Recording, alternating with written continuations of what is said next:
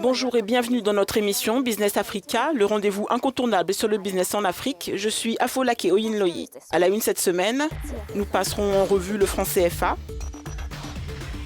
Plein feu aussi sur l'entrepreneuriat agricole nigérien. Et une femme entrepreneur réparatrice d'automobiles se bat contre le chômage et les préjugés sexistes. Dans le monde, seuls les pays africains francophones utilisent une monnaie qui n'a pas été révisée depuis plus de 30 ans. Pour certains analystes, le franc CFA est dépassé et les pays devraient l'abandonner ou le désolidariser de l'euro. Dans un entretien exclusif avec le président de la Banque africaine de développement, Akiwumi Adesina a révélé que le franc CFA avait contribué à contrôler l'inflation dans ces zones. Les détails avec Jean-David Miamlé et Michael Dibi.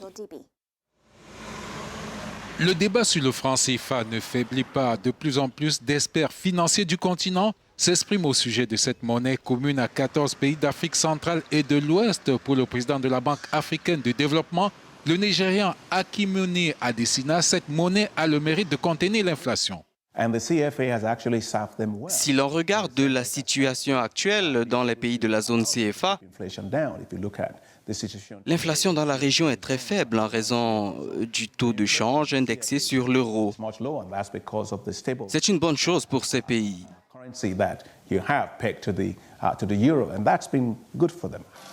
Cependant, souligne le président de la BAD, la surévaluation du franc CFA apparaît comme un obstacle à la compétitivité des produits de cette zone monétaire sur le marché mondial.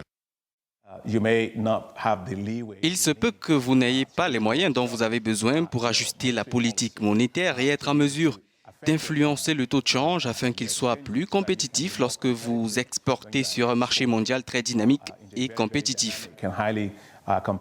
Il faut examiner ces deux aspects.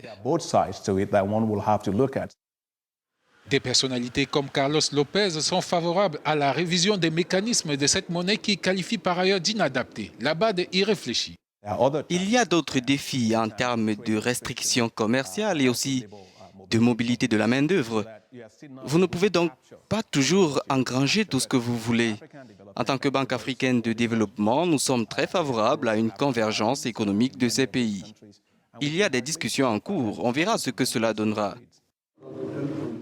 La France se dit disposée à revoir les mécanismes de fonctionnement de la zone franc, mais que l'initiative appartient aux pays africains. C'est une histoire qui vaut le détour, celle d'un comptable et informaticien du Niger qui a abandonné sa profession pour se lancer dans l'agribusiness. Abdoulaziz Mahamadou, l'agripreneur passionné comme on l'appelle, a lancé sa ferme il y a 3 ans sur un terrain de 7000 m². Aujourd'hui, son terrain atteint 5 hectares. Sa production principale, le thé moringa.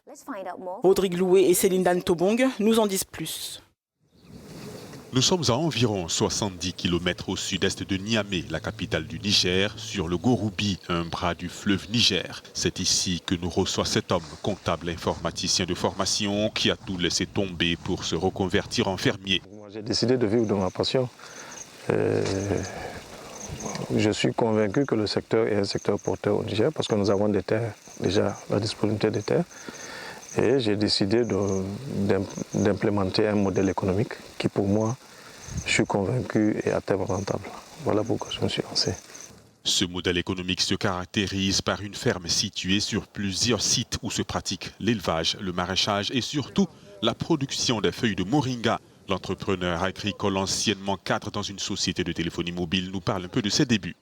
On a commencé avec une superficie de 7000 m². Et au bout de 3 ans, donc, on a pu atteindre les 5 hectares qu'on a vus. En réalité, les 5 hectares, donc, ça a fallu faire l'acquisition d'un champ et de 3 jardins contigus. L'une des spécialités ici est la production de feuilles de moringa prisées par les Nigériens pour leurs vertus thérapeutiques. Aussi complément alimentaire et aliment, il est conseillé par les spécialistes de la santé publique. À la ferme de Goroubi, le moringa est cueilli, séché, pilé et tamisé pour donner la poudre et le thé de moringa. Pour l'heure, le producteur est à la phase artisanale, mais il compte bien atteindre le seuil industriel. En 3 mois d'activité de transformation, le promoteur a pu avoir une quinzaine de points de vente.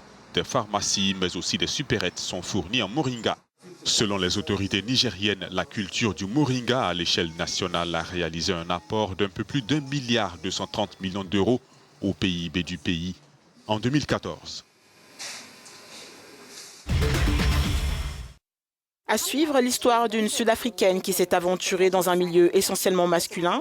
Pour elle, se salir les mains n'est pas un problème. Restez avec nous pour en savoir plus sur Thembi Sithole, la femme mécanicienne.